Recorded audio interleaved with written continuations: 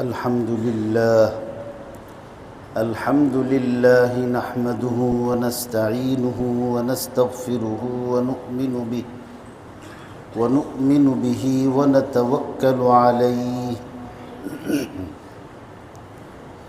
ونعوذ بالله من شرور أنفسنا ومن سيئات أعمالنا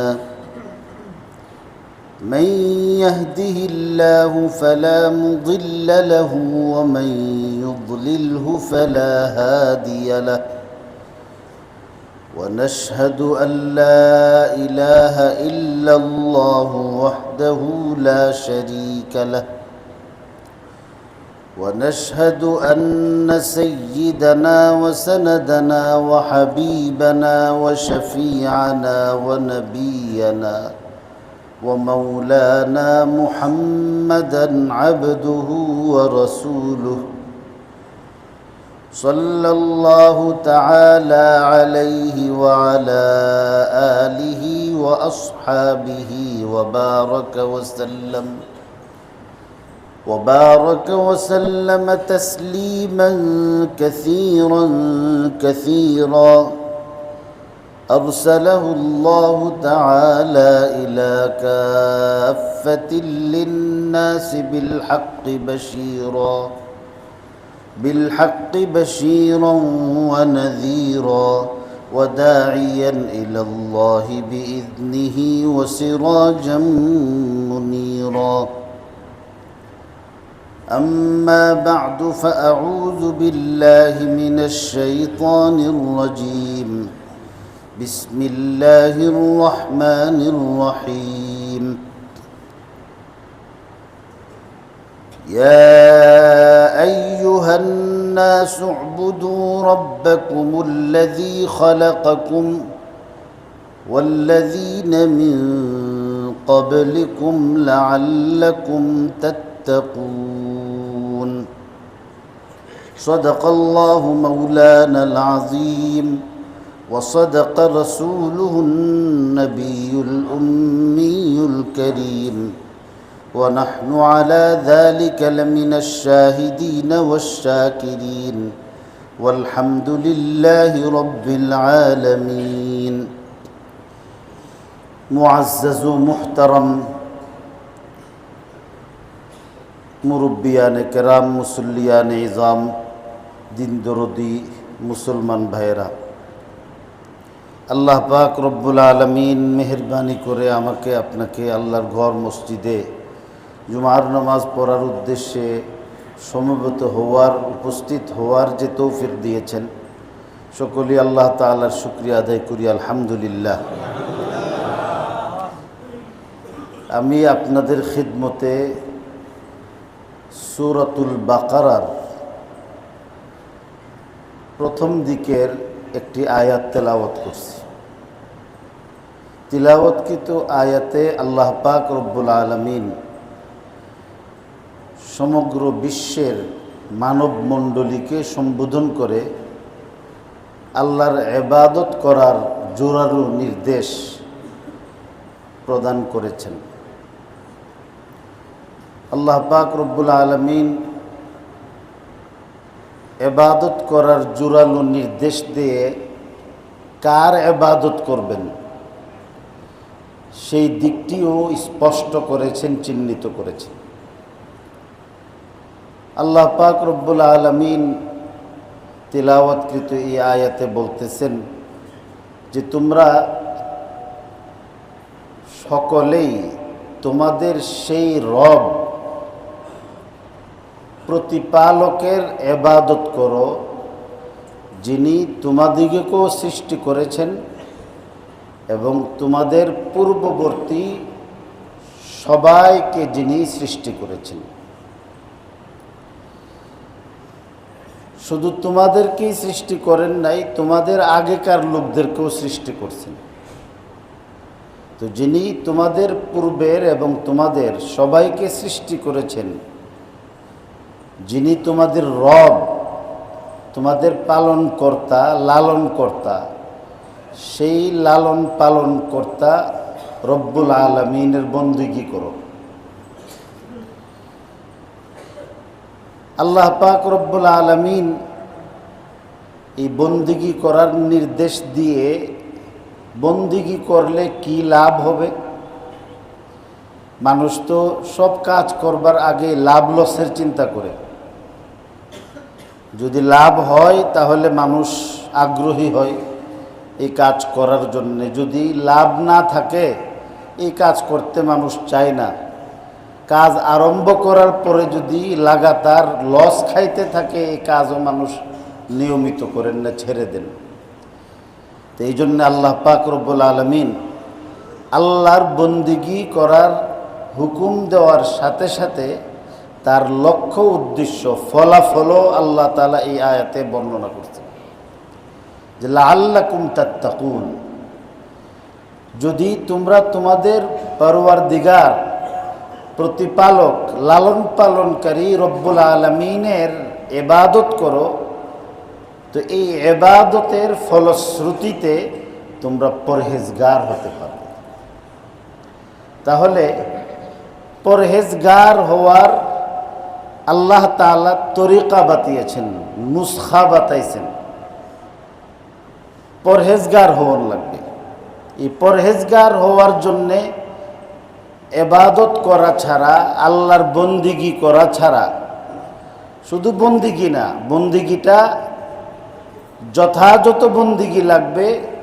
শুধু বন্দিগি না, এই বন্দিগিটা আল্লাহ তাআলার বন্দিগি লাগবে। যদি আল্লাহর বন্দিগি হয় তাহলে বন্দিগিকারী ইবাদত গুজার ব্যক্তি আল্লাহ তাআলার আদালতে আল্লাহর কুদরতি ফায়সালায় একজন পরহেজগার হিসাবে বিবেচিত হবে। কুরআন শরীফ আল্লাহ পাক রব্বুল আলামিনের কালাম। আল্লাহ যেমন বেমিসাল, আল্লাহর কালামও বেমিসাল। কুরআন শরীফের একটা আক্ষরিক অর্থ তো আছে, কিন্তু প্রত্যেকটা শব্দের, প্রত্যেকটি আয়াতের এক একটা অর্থ বর্ণনা করার পরে এই অর্থের মধ্যেই কোরআন শরীফ সীমাবদ্ধ থাকে না। কারণ কিয়ামত পর্যন্ত আল্লাহ তাআলা আসমানে আর কোনো কিতাব নাজিল করবেন না। তো যেহেতু আর কোনো কিতাব নাজিল করবেন না, তো এই জন্যে কিয়ামত পর্যন্ত মানুষের মৌলিক যত সমস্যা আছে এই সব সমস্যার মৌলিক সমাধান আল্লাহ কোরআন শরীফের মধ্যে দিয়ে রাখছে। এই জন্যে দেখা যায় যে কোরআন শরীফের ফাজাইল সম্পর্কে আল্লাহ রসুল নিজেই বলছেন, লা তানকাতিউ আজাইবুহু, যে কোরআনের অভিনবত্ব, নতুনত্ব, বিস্ময়কর, অনুন্মোচিত যেগুলি এখনো প্রকাশ হয় নাই, এই অপ্রকাশিত দিকগুলোর কিয়ামত পর্যন্ত খালি খুলতেই থাকবে, খুলতেই থাকবে। মানুষের জিন্দেগি শেষ হবে, দল শেষ হইব, জাতির শেষ হবে, কালের পতন হবে। কোরআনুল কারীমের এই অভিনবত্ব, আজায়েব কখনো শেষ হবে না। এর মধ্যে কোনো পরিবর্তন নাই, পরিবর্ধন নাই। আজকে যা উন্মোচিত হচ্ছে, এই নতুন উন্মোচিত আমার জন্যে, আপনার জন্যে, যেটা আমি নতুন শুনছি, কোরআন শরীফের মধ্যে নতুন সংযোজন করা হয় নাই। কোরআন যখন আল্লাহ নাজিল করছেন তখনও তার মধ্যে ছিল। শুধু তাই নয়, এই কোরআন নাজিল হওয়ার আগে আল্লাহ যখন মানুষকে পৃথিবীতে পাঠানো শুরু করছেন আদম আলাইহিস সালামের মাধ্যমে, তখন থেকেও না, এর পূর্বেও না, আসমান জমিন সৃষ্টির 50,000 বছর আগে আল্লাহ তাআলার কালামের মধ্যে এই মানা, এই মর্ম আল্লাহ তাআলা সংযোজিত করে রাখছে। নতুন কিছু নাই এখানে। বদলেগা জমানা লাখো মগর কুরআন না বদলা जाएगा। बदलेगा जमाना लाखों मगर कुरान न बदला जाएगा। লক্ষ কোটি কাল পরিবর্তন হবে, যুগ পরিবর্তন হবে, মানুষের রুচির পরিবর্তন আসবে সব কিছুর মধ্যে, কিন্তু আল্লাহর কালামের মধ্যে কোনো পরিবর্তন আসবে না। আমি একদিন বলেছিলাম হযরত খিজিরের সঙ্গে হযরত মুসা আলাইহিস সালামের মুলাকাত হয়েছিল। আল্লাহ তাআলা সূরাতুল কাহাফের মধ্যে সম্পর্কে আলোচনা করছেন। তো লম্বা কাহিনীর একটা অংশ এমন যে হযরত খিজির মুসা আলাইহিস সালামের সঙ্গে ওনাদের যখন ভ্রমণ আরম্ভ হচ্ছিল, ট্যুরে বের হন না আপনারা, আমাদের দেশের লোকজন তো ট্যুর করতে যায়, শীতকালে তো অনেক বেশি ট্যুর করে, কক্সবাজার যায় বা বাংলাদেশের বিভিন্ন জায়গার মধ্যে। সামনে পরীক্ষা নিরীক্ষা হওয়ার পরেই ছেলেরা কী করে, আগে একটা টার্গেট করে। অনেক সময় আছে এই ছেলেপেলেরা এই মা বাপরে না জানাইয়াও আপনার এইভাবে সফর বের হয়। এবং এই সংস্কৃতিটা, এটা এক প্রকার না, পুরাটাই অপসংস্কৃতি। এই অপসংস্কৃতির কুপ্রভাবটা এখন মাদ্রাসার ছাত্রদের মধ্যে পর্যন্ত পড়ছে। মাদ্রাসার ছাত্ররাও পরীক্ষার বন্ধ দিতেছে, দেওয়ার আগে দেখবেন যাইব, এবং যাওয়ার পরে আগে পরে পিছে মোবাইল নামের একটা অভিশাপ যে আছে, এটা তো আছেই। অথচ এই যে গত 4-5 দিন আগে, এই সপ্তাহ, আমি তো গত শুক্রবারে নামাজ পড়ায় গিয়ে আবার আজকে শুক্রবারে আপনাদের সাথে মোলাকাত হয়েছে, বসন্তের কোকিল। তো এই কয়েকদিন আগে আমেরিকার ইউনিভার্সিটির মধ্যে আমার কাছে আছে যে মোবাইল আর ল্যাপটপ নিষিদ্ধ করছে আমেরিকাতে খুব। এবং বিল গেটসের মতো একটা বেঈমান অমুসলিম ইহুদি, এই সেও যে এই আধুনিক বিশ্বকে আধুনিকায়ন করার পেছনে যার ব্যবসা জড়িত, এই বিল গেটস 14 বছর বয়স না হওয়া পর্যন্ত তার ছেলেকে স্মার্টফোন দেয় নাই। আমি শোনা কথা বলছি না, আপনাদের যদি কোনো তাহকিক করার দরকার থাকে তাহকিক করেন, গুইরা আমার কথা দেবেন। যারা আমাকে আপনাকে এটার এত সুফল বর্ণনা করতেছে, সে কিন্তু তার ছেলেকে দেয় নাই। তো ইউনিভার্সিটির মধ্যে এটা কেন নিষেধ করছে? এগুলির দ্বারাতে মানুষের মধ্যে আল্লাহ তাআলা যে যোগ্যতা দিছেন, মানবীয় যোগ্যতা, গুণ, এগুলি বিলুপ্ত হয়ে যেতেছে। ক্যালকুলেটর যেদিন থেকে আবিষ্কার হয়েছে, ওই দিন আপনারা যারা টঙ্গী বাজারে ব্যবসা বাণিজ্য করেন, তখন থেকে অঙ্ক ভুলে গেছেন।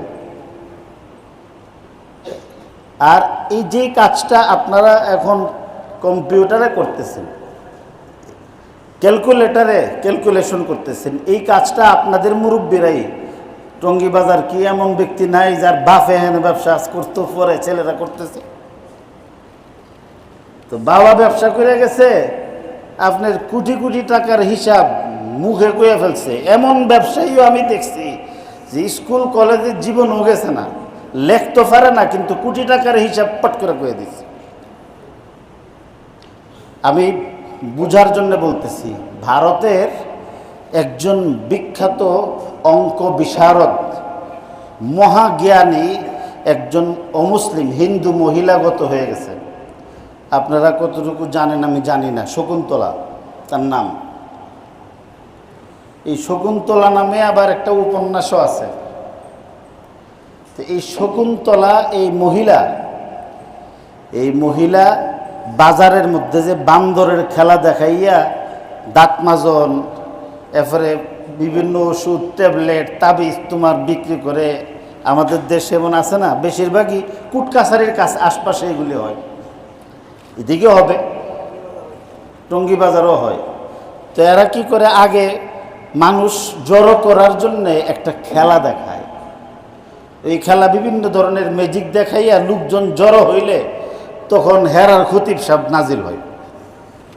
তাই সে বলে যে কি দেখাইছ? এরপরে আপনার আসল কাজ এরা করে। মূল আসল তো হইল লোকজনকে জড়ো করে এখানে কিছু ধোঁকা দেওয়া অথবা ব্যবসা করা। একটা নেহায়েতই গরিব ফ্যামিলির ছিল, নেহায়েত গরিব ফ্যামিলির। তো তার বাবার সঙ্গে সে এই খেলার মধ্যে অঙ্কের ধাঁধা দেখাইতো, যে যত বড় অঙ্কই হোক, যেই অঙ্কগুলো করতে আপনার 100 পৃষ্ঠা আরও বেশি পৃষ্ঠার পর পৃষ্ঠা লাগে, এই অঙ্কের সমাধান এই নিরক্ষর লেখাপড়া না জানা এই মহিলাটা ম্যাক্সিমাম তার 10 থেকে 12 সেকেন্ড লাগতো, ম্যাক্সিমাম 10-12 সেকেন্ড। এবং ক্যালকুলেটর এবং আধুনিক সময়ের কম্পিউটারগুলো যেই অঙ্কের ফলাফল প্রকাশ করতে গিয়ে শুধু জিরো জিরো দেখাই দিচ্ছে, মানে আমি অক্ষম। আপনারা ইতিহাস পড়ে দেখেন যে আল্লাহ মানুষকে কি যোগ্যতা দিয়েছে, যে এই অঙ্কটা করতে তার 22 থেকে 23 সেকেন্ড লাগছে, যেখানে আধুনিক সবগুলো কম্পিউটার ব্যর্থতা মানে অক্ষমতা প্রকাশ করছে, যেটা আমরা পারব না। তারপরে সে কিন্তু এই 20-22 সেকেন্ডের মধ্যে এই অঙ্ক করে দিচ্ছে। এই যোগ্যতাটা কিন্তু কোনো মেশিনে সৃষ্টি করে নাই, আল্লাহ পাক রব্বুল আলামিন সৃষ্টি করে দিয়েছেন, তারা দিয়েছেন।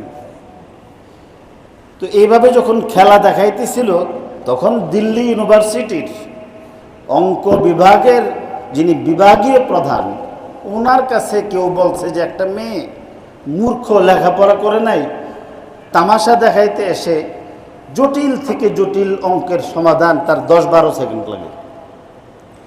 তো ভাবছে যে খেলা দেখতে যারা আসছে এরা তো হয়তো শিক্ষিত না, এমন যাচাই বাছাই করে না, এই জন্যে হয়তো উনি তখন এসে ইউনিভার্সিটি লেভেলের একটা জটিল অঙ্কের সমাধান বাচ্চাটাকে বলার পরে 10 সেকেন্ডের মধ্যে সে জবাব দিয়ে দিচ্ছে। উনি অবাক হয়েছেন।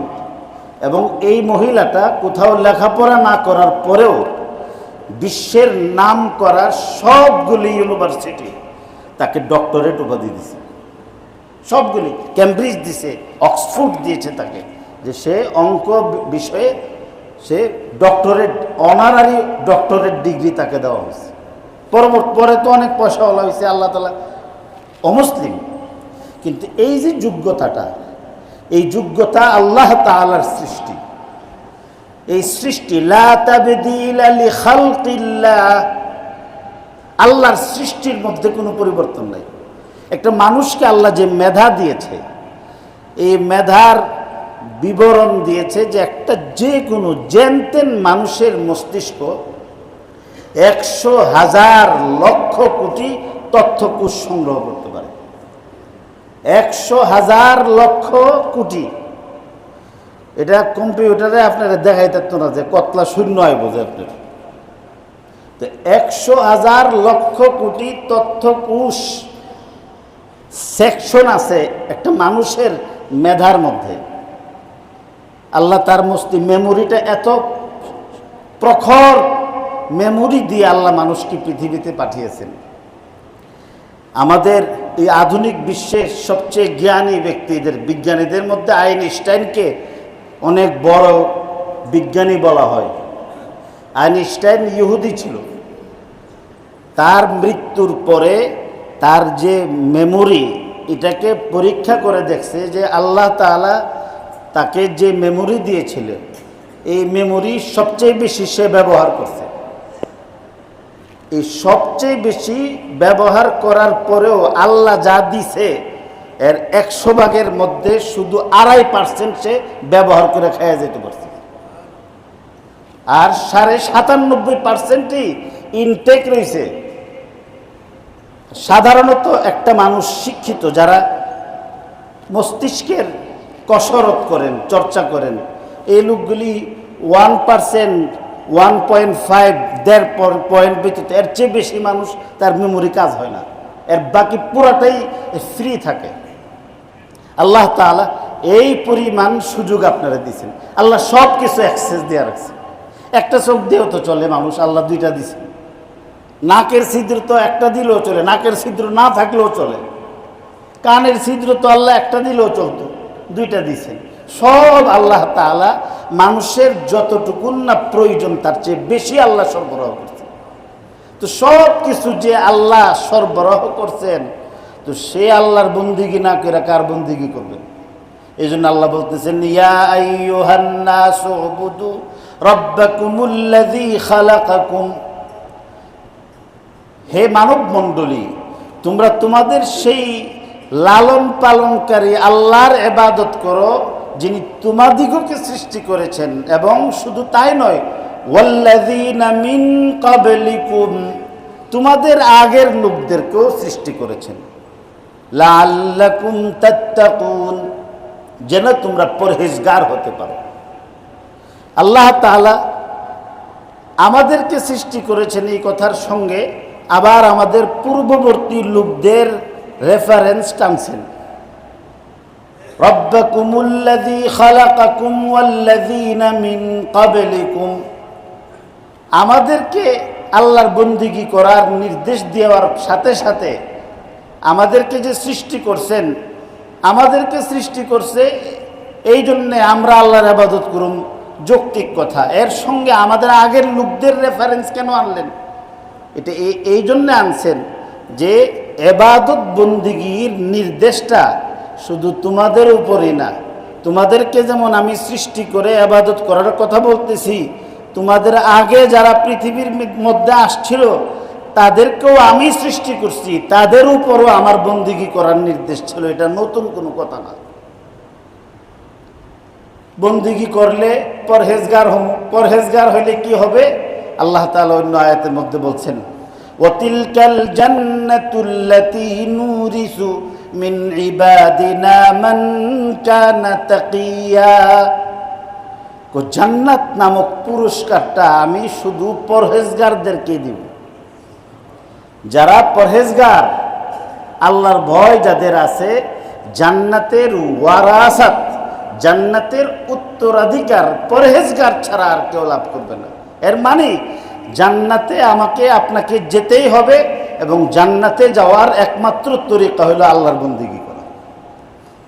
শুধু বন্দিগি না, আল্লাহর কেন, ও মুসলিমরাও বন্দিগি করে। কেউ মূর্তির বন্দিগি করতেছে, কেউ মাজারের বন্দিগি করতেছে, কেউ গাছের বন্দিগি করতেছে, ভিন্ন ভিন্ন।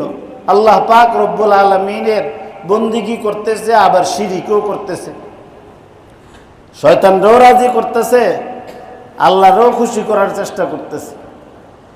তো এই জন্য বলতেছে যে নিখুঁত খাঁটি আল্লাহর বন্দিগি লাগবে। এই আল্লাহ তাআলার এই বন্দিগি যখন মানুষ করে, বন্দিগির স্তর আছে।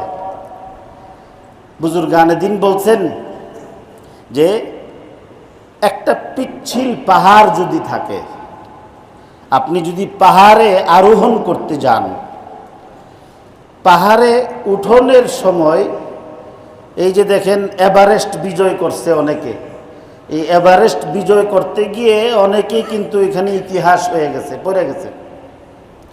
এবং এখানে বরফ, শীতল এলাকা, ডিপ ফ্রিজ, আমাদের দেশে যে পরিমাণ টেম্পারেচার থাকে এর চেয়ে 10-20 গুণ বেশি স্বাভাবিক টেম্পারেচার এখানে থাকে। কাজে আজ থেকে 100 বছর আগেও হিমালয়ে চড়তে গিয়ে যেটা পয়রা মরছে, এটা এখনো দেখবেন যে বেটকি দাসায় রয়েছে, ফ্রিজ হয়ে রয়েছে। এগুলি আবিষ্কার হচ্ছে, পয়রা গেছে, কারণ একদম পুরা ফ্রিজ হয়েছে, নষ্ট হয় না। তো এই সময় ওঠার সময় খুব সতর্কতার সাথে উঠতে হয়, একটু এদিক সেদিক তাকাইলেই কিন্তু শেষ হয়ে যায়। তো এবাদতের প্রাথমিক অবস্থাটা, শিক্ষানবিশ এবাদত গুজারের অর্থ নিয়ম হলো, সে প্রথমে নিজের আমলগুলিকে খুব যত্নের সঙ্গে, সতর্কতার সঙ্গে এগুলি আদায় করে সুলুক ও মারিফতের লাইনে অগ্রসর হওয়া। আল্লাহ প্রাপ্তির রাস্তার সূচনাটা এমনভাবে করানো লাগে।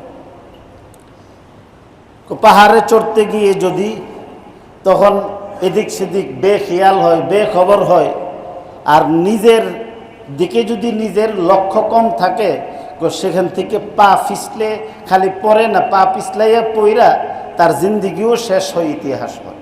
তেমনিভাবে এবাদতের সূচনা লগ্নে যদি নিজের এবাদতের যত্ন বেশি না নিয়ে আরেকজনের ফিকির করতে থাকে, তো এই লোকগুলি আর তখন এবাদত শিখতে পারে না। কারণ এই লোকগুলির নফস এবাদত বন্দিগির দ্বারাতে এখনো পুষ মানছে না। কাজেই সে যদি এবাদতের সূচনা লগ্নেই সারা জগতের চিন্তা শুরু করে, তখন তার নিজে কি নিয়ে সে নিজে হারায় ফেলবে। এই জন্য আল্লাহ তাআলা অন্য আয়াতে বলছেন, গত সপ্তাহে আমি বলছি, ইয়া আইয়ুহাল্লাযীনা আমানু আলাইকুম আনফুসাকুম, তোমার আমার দায়িত্ব হলো নিজের নিয়ে নিজে ব্যস্ত থাকে। আমরা যেই পর্যায়ের ইমানদার, আমরা যেই সমাজে বসবাস করি, এই সমাজের সাধারণ লোক তো দূরের কথা, উলামা ইকরামই ইবাদতের প্রথম স্তর অতিক্রম করতে পারতেছেন। উলামা ইকরামই ইবাদতের প্রথম স্তর অতিক্রম করতে পারে নাই, ম্যাক্সিমাম মানুষেরই হাল।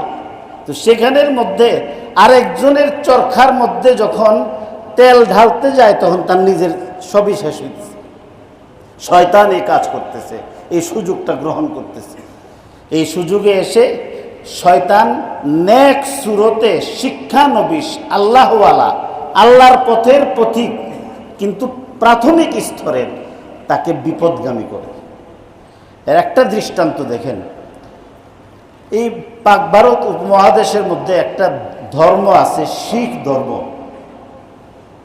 শিখরা কিন্তু দাড়ি কামায় না, শিখরা পাগড়ি পরে, শিখরাও পাগড়ি পরে। টুপি খালি আপনিই পরেন না, শয়তানও পরে। তালবিস ইবলিস কিতাবের মধ্যে আছে যে শয়তানও টুপি পরে। খালি টুপি মুসলমানই পরে, খ্রিস্টানরা পরে না, পুপরা পরে না, পাদ্রীরা পরে না, নেপালের কৈরালারা পরে না, পড়তেছে। ক্রিকেট যে খেলে ছেলেপেলেরা, এরার যে একজন লোক আঙ্গুল দিয়ে উসারা করে, আবার বাদ দিয়ালা, আবার কি করে, বিভিন্ন আছে না, তারে কি কো আম্পায়ার। আম্পায়ারে আছে না, হেও তো একটা সিলুমসির মতো টুপি পিন্তা থাকে। একটা সিলুমসি দেখেন না, আমাদের দেশে আগে আমরা কুলি টুলি ফেলাইতাম, আত্রাত দুইতাম, এই ডিহার মাথার মধ্যে গিয়ে উঠছে। এই সিলুমসি মাথার দিয়ে হে কি করে আত উঠাইতেছে। আরেক জাতের টুপি আছে কামলারা ফিনতে, বারিন্দাওয়ালা টুপি। এখান থেকে একটা পুরা এদিকে আছে, সামনে একটা বারিন্দাতে রাখছে। তো টুপি তো ভালো মানুষই যেমন পরে, খারাপ মানুষও পড়তেছে, অমুসলিমরাও পড়তেছে। তো শিখরাও পাগড়ি পরে, শিয়ারাও পাগড়ি পরে, মুসলমানও পাগড়ি পরে। শিখের পাগড়ি, শিয়ার পাগড়ি আর মুসলমানের পাগড়ি এক না। দাড়ি মুসলমানও রাখছে, রবীন্দ্রনাথও রাখছে।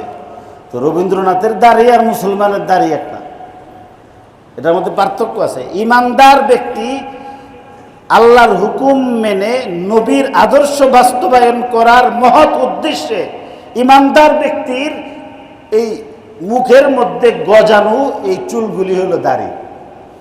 আর বেঈমানের মুখের মধ্যে যেটা হয়েছে, এটা পশম। বুইর আঙ্গুল দিয়ে কইলাম আর কি, এটা পশম, এটা দাড়ি না। তো যাই হোক, এই যে শিখ ধর্মের প্রবর্তক হইল বাবা গুরু নানক।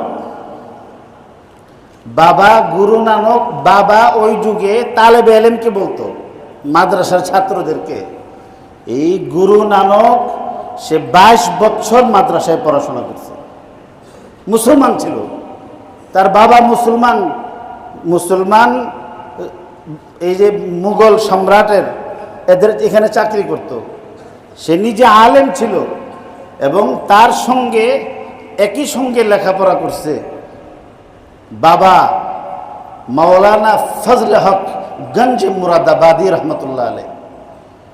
মাওলানা ফজলে হক গঞ্জ মুরাদাবাদী রহমতুল্লাহ আলাইরও বাবা বলতো, ওনারও বাবা বলতো, দুইজনে একই সঙ্গে, কিন্তু তালেবে এলেম। উনি দেখলেন ভারতবর্ষে এই যে গুরু নানক, সে নিজে ভারতবর্ষ থেকে একাধিকবার পায়ে হেঁটে হজ করছে, একাধিকবার পায়ে হেঁটে রাসূলুল্লাহ সাল্লাল্লাহু আলাইহি ওয়াসাল্লামের রওজা জিয়ারত করছে। এরপরে গুমরাহ হয়েছে। কিভাবে গুমরাহ হয়েছে? যে সে চিন্তা করলো যে ভারতবর্ষে এত মানুষ হিন্দু পূজা করতেছে, হিন্দু মূর্তির পূজা করতেছে। তো সে চিন্তা করলো, আমি যদি এখন হিন্দুদের সন্ন্যাসীর একটা সুরত ধইরা এদের ভিতরে যদি আমি ঢুকে যাই, তো ঢুকলে এরা আমারে পূজা করব। এরা তো তুলসীর পূজাও করে, আরও কত কিছুর পূজাই করে। তো আমার সঙ্গে যখন এদের একটা ভালো রিলেশন হবে, তখন সবাই রে একসঙ্গে আইনা নারে তাকবীর বলে ইসলাম গ্রহণ করে ইসলামের সৌন্দর্য বৃদ্ধি করে দেবে। এই চিন্তা করে উনি সন্ন্যাসীর রূপ ধারণ করে সে তখন হিন্দুদের মধ্যে ঢুকছে। এখন পর্যন্ত শিখদের যে ধর্মগ্রন্থ, এদের ভাষায় কিন্তু সূরা ফাতিহার তরজমা, কোরআন শরীফ, সূরা ওয়াকিয়ার তরজমা, সূরা আর রহমানের তরজমা, কোরআন শরীফের আয়াতুল কুরসি, এইগুলিরে এদের এই শিখ ভাষায় এই গুরু নানক এদেরকে শিখাইছে, কোরআন শরীফ অর্থ শিখাইছে। কিন্তু উনি সেই পর্যায়ের মাকামে পৌঁছেন নাই যে কম্পাসের মতো লারা দিল এটা কিন্তু তার জায়গায় থাকবে। তো বন্দিগি করতে করতে করতে করতে একটা সময় আল্লাহ আলাদের এমন হাল হয় যে সারা পৃথিবী একদিকে গেলেও তাকে কেউ সরাইতে পারবে না। এই মাকাম অর্জন করার আগে যদি কোনো ব্যক্তি জনগণের চিন্তা নিয়ে এদের মধ্যে যদি নিজের আত্মপরিচয় গোপন করে প্রবেশ করে ঢুকে যায়, তাহলে এই শিক্ষানবিশ এবাদত গুজার ব্যক্তি আর সেখান থেকে ফিরে আসতে পারে না, গুমরা হয়ে যায়। আমরা তো এই হাল হয়েছে, আমাদের এই হাল। আমরা তো হাতে সময় থাকলে আমি বলতাম, আগামী শুক্রবারে পারলে বলবো। এটা আল্লাহ আলাদের অনেক ঘটনা আছে যে ওনারা ওনাদের হালে গেছেন, কিন্তু তারা বিপরীত পরিবেশের মধ্যে গিয়ে পরিবেশের স্রোতে তারা ভেসে যান নাই, স্রোতকে ডিঙ্গাইয়া তিনি লক্ষ্যে পৌঁছতে পারছেন। সাঁতার জানা নাই এক লোক, তারা যদি তুরাগ নদীর মধ্যে ছাইরা দেন তাই তো কচুরি ফানার মতো বাইসা যাইবই। আর যে ব্যক্তি অভিজ্ঞ সাঁতারও, তারে নামাই দিলে কিছু হতো না, সে ওই পার যাইতে পারবো। তো সাঁতার না শিক্ষা যদি এক ব্যক্তি পার হয়ে গেছে, সাঁতরাইয়া স্রোতের সঙ্গে লড়াই করে বিপরীত দিকে বুক টান করে চলে গেছে, ওইটা দেখেই যদি কেউ লাফ দিয়ে পড়ে তাহলে মরতে হবে। এই টঙ্গী বাজার মসজিদের এক মুসল্লি, জানি না এখন আছে কিনা, ওনার ছেলে পানি করে মারা গেছে। আমার কাছে কান্নাকাটি করে দোয়া করছে, পরে দোয়া চাইছে, পরে চলে গেছে। উনি বলছিলেন যে আমি আর থাকবো না এখানে। বয়স্ক মানুষ মারা গেছে। তো এই জন্যে এখন আমার আপনার জন্য বেশি জরুরি যেটা, সেটা হলো নিজের আবাদতটার আগে ঠিক করা। 5 ওয়াক্ত নামাজে আমরা ঠিক মতো পড়তে পারি না। ফজরের নামাজ শুক্রবার দিনও যদি কাজা হয়, তাহলে আল্লাহর কাছে আমরা মুখ দেখাবো কেমন? আজকে কি এখানে যদি বুকে হাত দিয়া বলেন, এবং বহু লোক আছে যারা শুক্রবার আজকে ফজর নামাজ পড়ছে না, বহু লোক আছে, আল্লাহ এমন না করুক। আবার এমন বহু দুর্ভাগাও আছে আসরের নামাজও পড়তো না। তো আমার যখন এই অবস্থা, তো আরেকজনকে আমি কিভাবে শুধরাবো? আমি তো নিজেই শুদ্ধ হইতে পারছি না। এই জন্য আল্লাহ বলছেন যে নিজের নিয়ে নিজে আগে ব্যস্ত হও, নিজের আমল সংশোধন করো। আল্লাহ আমার আমল আমাকে সংশোধন করবার, আপনাকে আপনার আমল সংশোধন করবার তৌফিক দান করুন। ওয়া আখিরু দাওয়ানা আলহামদুলিল্লাহ।